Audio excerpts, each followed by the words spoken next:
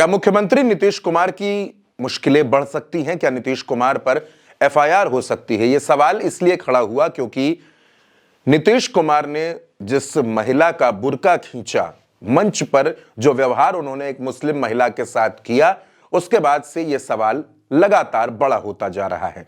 और इस बीच दो खबरें और सामने आई। पहली तस्वीर लखनऊ से, दूसरी तस्वीर जम्मू कश्मीर से।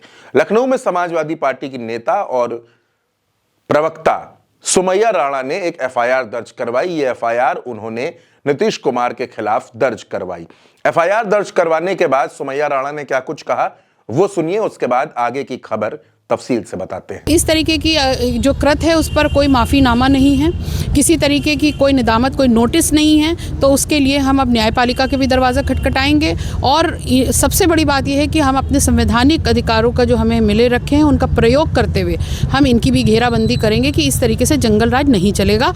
महिलाओं का अपमान अब ये देश नहीं सह सकता किसी भी तरीके से। तो दोस्तों, सुमैया राणा के बाद पीडीपी की नेता और महबूबा मुफ्ती की बेटी इल्तिजा मुफ्ती ने भी नीतीश कुमार के खिलाफ शिकायत दर्ज कराई है, अपनी नाराजगी जाहिर की है। इल्तिजा मुफ्ती ने नीतीश कुमार को क्या लेकर जो कुछ भी कहा है वो भी सुन लीजिए। देखिए, आप देख रहे हैं कैसे एक मुख्यमंत्री ने एक औरत का निकाब, उसका पर्दा छुआ, उनको खुदा ना खास्ता उनको डिस्टर्ब करने की उन्हें हरकत जो की। He needs to be punished according to law.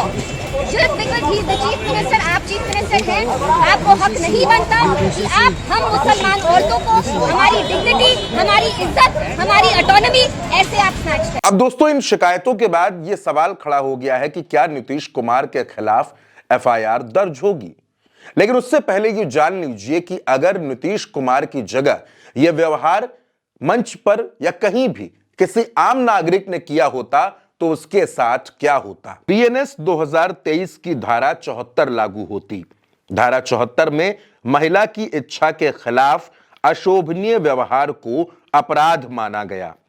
महिला को बिना उसकी मर्जी के छूना या पहनावे के साथ छेड़छाड़ इसमें शामिल है। इस अपराध की सजा 1 से 5 साल तक जेल और जुर्माना हो सकता है। यह अपराध गैर जमानती है और इसका सीधे कोर्ट में ट्रायल होगा। लेकिन सरकारी अधिकारी, मुख्यमंत्री और इन तमाम लोगों को लेकर कानून कुछ और है। क्या कहता है वो कानून, वो भी समझ लेते हैं। बीएनएसएस की धारा 218 सरकारी अधिकारियों पर लागू होती है। जज, मजिस्ट्रेट या सार्वजनिक अधिकारी अपने कर्तव्यों के दौरान किए अपराध पर मामला नहीं देख सकता। मुकदमा तभी चलेगा जब सरकार या राज्यपाल से अनुमति मिले। इसमें वे अधिकारी शामिल हैं जिन्हें बिना सरकार की अनुमति हटाया नहीं जा सकता। सरकार को 120 दिनों में अनुमति या इनकार इसका निर्णय लेना होता है। अगर इस अवधि में यह नहीं होता है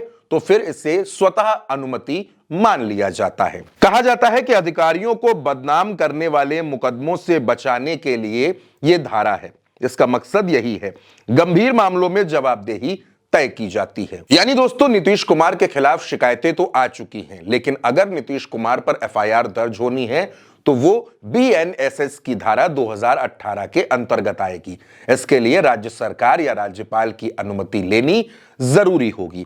अगर 120 दिनों में सरकार या राज्यपाल की तरफ से अनुमति नहीं मिलती है तो यह स्वतः अनुमति हो जाएगी और तब नीतीश कुमार की मुश्किलें बढ़ सकती हैं। फिलहाल सुमैया राणा और इल्तिजा ने ये शिकायतें दर्ज कराई हैं।